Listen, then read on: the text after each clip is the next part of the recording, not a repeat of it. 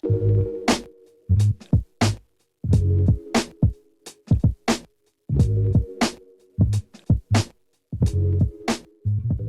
tout le monde, j'espère que vous allez bien. Dans la vidéo d'aujourd'hui, je vais vous faire une démonstration réelle de ma nouvelle routine make-up.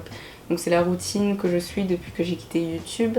Ça a un peu changé de l'ancienne routine que j'avais, forcément avec les nouvelles tendances qui sont arrivées. J'ai changé quelques techniques, j'ai changé quelques produits. Mais il y a beaucoup de produits, vous allez voir, qui sont... c'est toujours les mêmes. C'est les mêmes produits que j'ai conservés depuis la dernière fois qu'on s'est vu. Et en tout cas, j'espère que cette vidéo va vous plaire. Surtout, n'hésitez pas à vous abonner, de cliquer sur like, à me laisser un commentaire. Et sans plus tarder, on va commencer la vidéo. Je commence avec mon primer et ce sera le Poreless Putty Primer de la marque Elf. Donc ça, vous l'avez déjà vu et revu sur ma chaîne. J'ai terminé le premier pot que j'avais et j'en ai racheté un deuxième.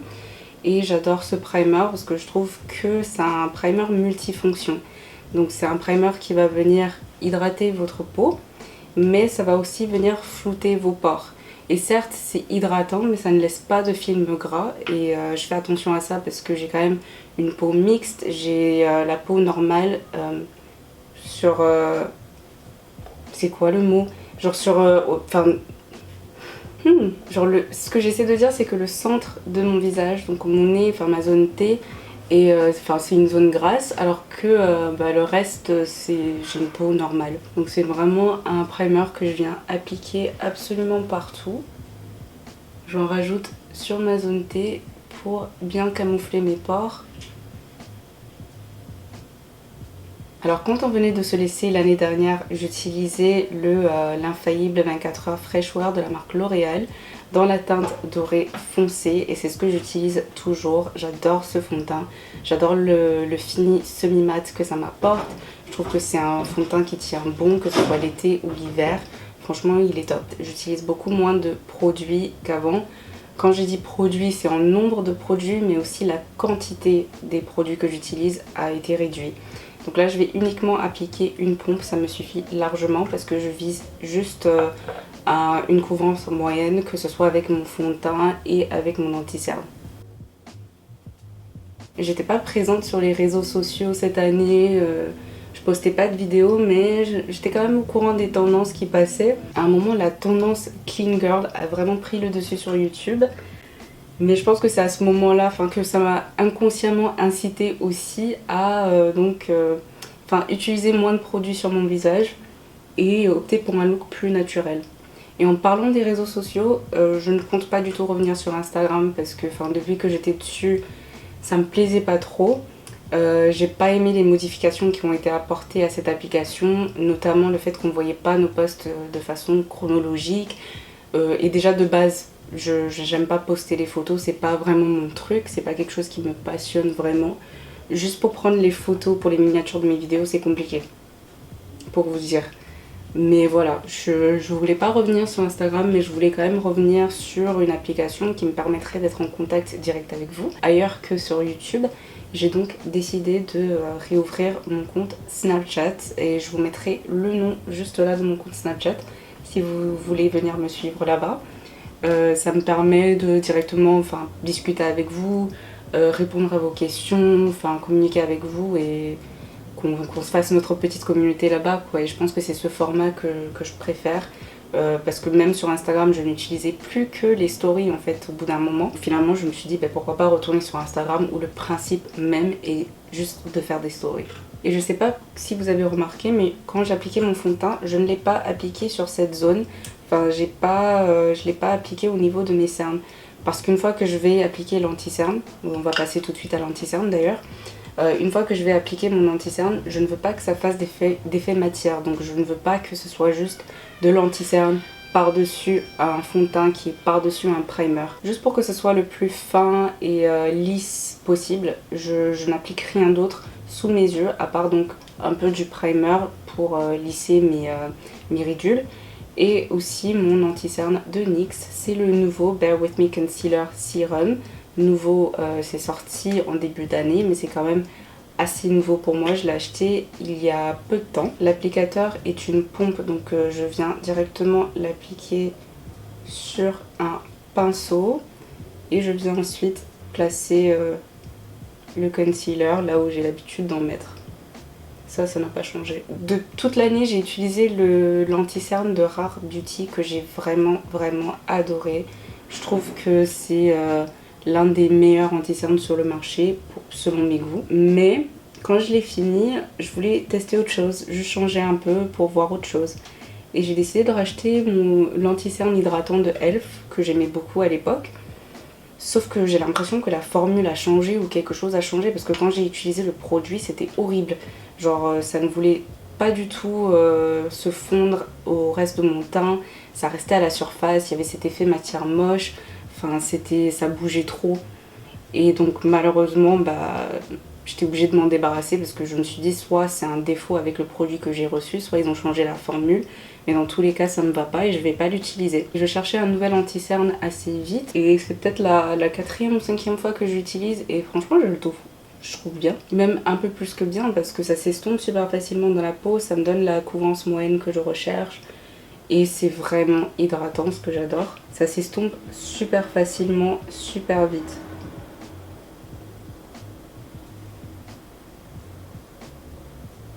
Genre c'est un anti-cerne que je me vois racheter à l'avenir. Si c'est encore en stock à ce moment-là, parce que le problème avec NYX, c'est qu'ils aiment beaucoup retirer des produits de leur magasin sans prévenir. Parce qu'en vrai, le premier anti-cerne auquel j'avais pensé à racheter, c'était l'anti-cerne Born to Glow de NYX, mais on le trouve nulle part, c'est plus vendu chez NYX. Je viens appliquer l'anti-cerne sur mes paupières aussi, comme ça me sert de base. Là, je viens juste rajouter un tout petit peu, un tout petit peu de produit, juste là.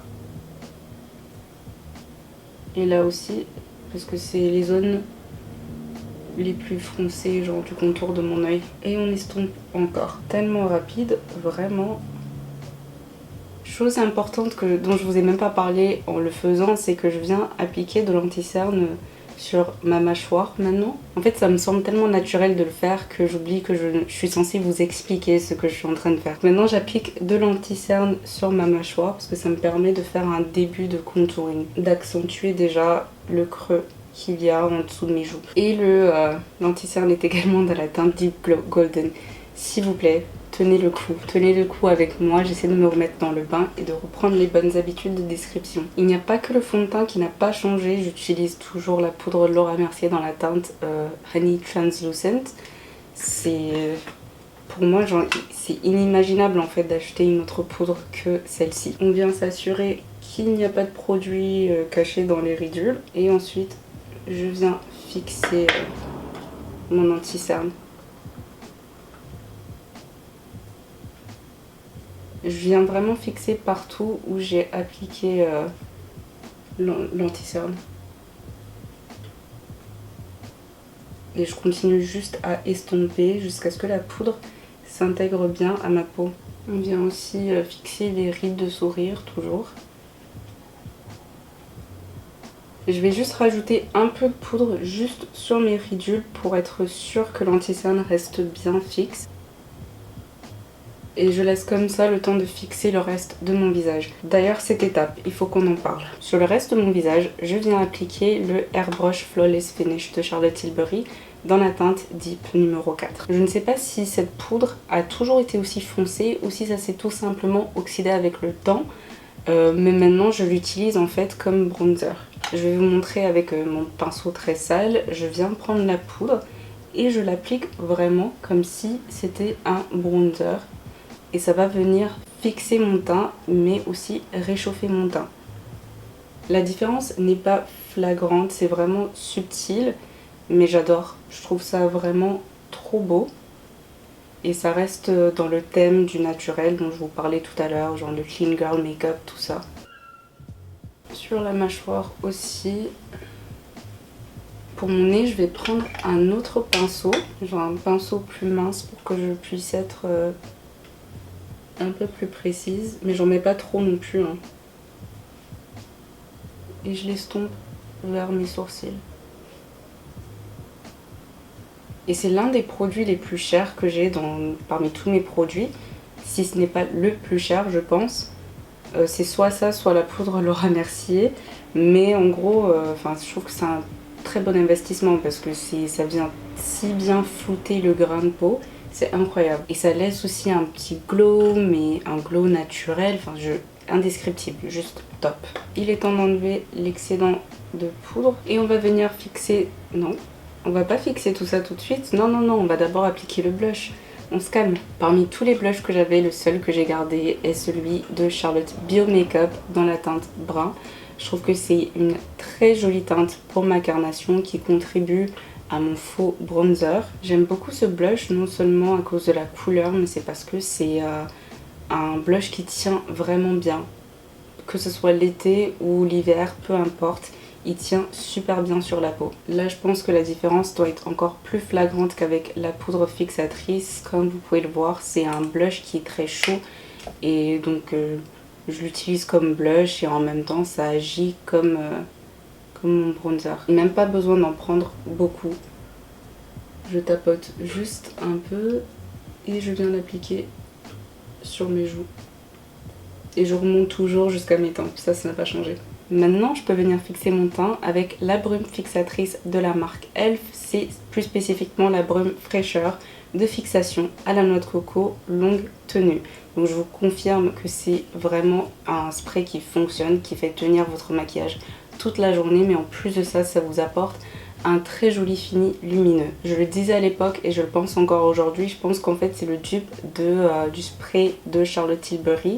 J'ai oublié le nom exact du spray mais je vous mettrai ça en image ici. Je trouve que c'est la même chose en fait, ça vous apporte le même fini mais c'est pas du tout le même prix. Ça... Pour m'assurer que j'ai bien appliqué le spray partout, je reprends mon éponge et je passe partout sur mon visage. Ce que j'aime le plus avec ce spray, c'est que ça vient vraiment atténuer, même pas atténuer, ça vient éliminer complètement l'effet poudreux laissé par les poudres que j'ai utilisées précédemment. Là, je vous ai vraiment rapproché parce qu'on va passer aux yeux, les paupières et aux sourcils.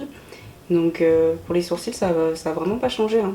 J'utilise toujours mon crayon NYX dans la teinte Espresso. Comme avant, je me casse pas trop la tête avec mes sourcils. Genre j'utilise jamais d'anti-cerne pour venir faire le contour ou quoi. Enfin, je viens juste faire quelques petits traits pas trop intenses pour remplir mes sourcils. Là où il y a des petits trous.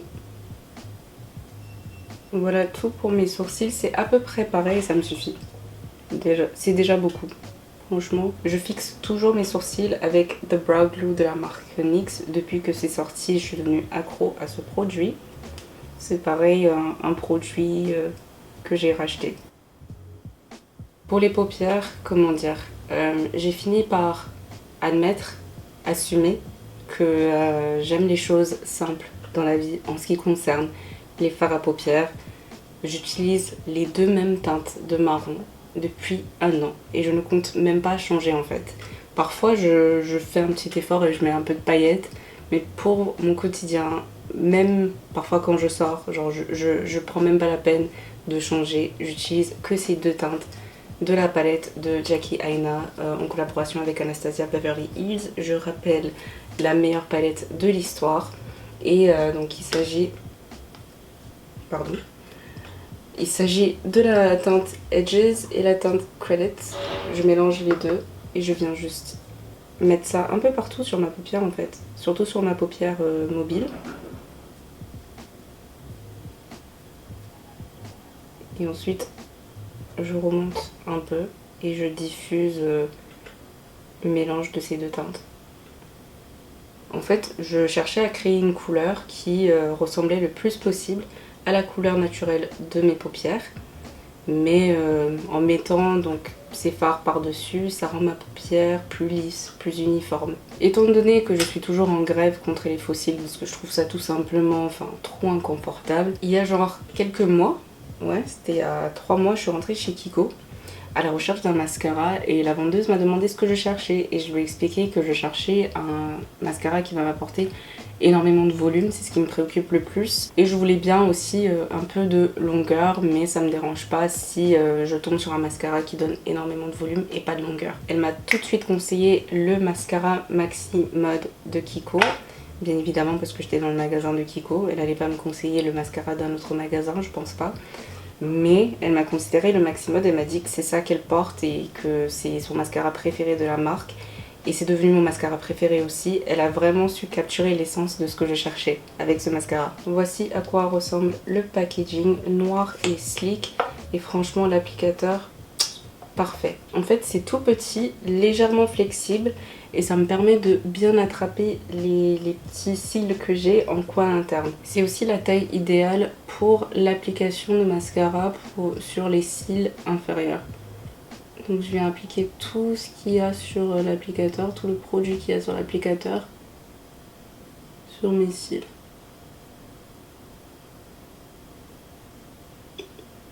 Et vu que l'applicateur est plutôt mince, ça me permet de vraiment prendre mes cils à la racine et d'appliquer une bonne couche du produit quoi. Et avec tout ce qui reste sur l'applicateur, je vais venir faire mon ras de cils. Donc voilà la différence, je n'ai pas appliqué de mascara de ce côté là encore bien évidemment. Vous pouvez voir que ça m'a apporté du volume, ça m'a apporté de la définition, ça a courbé mes sourcils, ça les a épaissis, ça a apporté de la longueur. Enfin franchement je trouve que c'est un très bon mascara, tout ça à 10,99€ quoi. Et je me sens obligée d'insister sur le prix parce que j'ai déjà eu cet effet avec d'autres mascaras mais qui coûtaient bien plus cher. Urban Decay. On va finir avec les lèvres. Je vais juste enlever le fond de teint qui reste sur les contours. J'applique le crayon de chocolate de LA Girl. J'applique le crayon un peu partout parce que c'est ce qui me sert de rouge à lèvres en quelque sorte. Et pour finir, le côté gloss du Shine Loud de la marque NYX.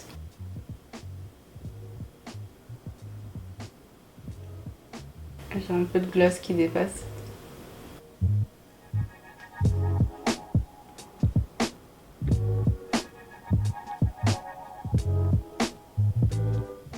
Voilà tout pour la vidéo d'aujourd'hui. J'espère vraiment que ça vous aura plu. Ça me fait tellement du bien d'être de retour. Surtout n'hésitez pas à vous abonner, de cliquer sur like, à me suivre sur Snap parce que je compte bien faire une vidéo fort à questions très bientôt et vous aurez le droit de me poser toutes les questions que vous souhaitez. Et donc voilà tout pour aujourd'hui en fait et on se retrouve très vite pour une nouvelle vidéo. Mouah.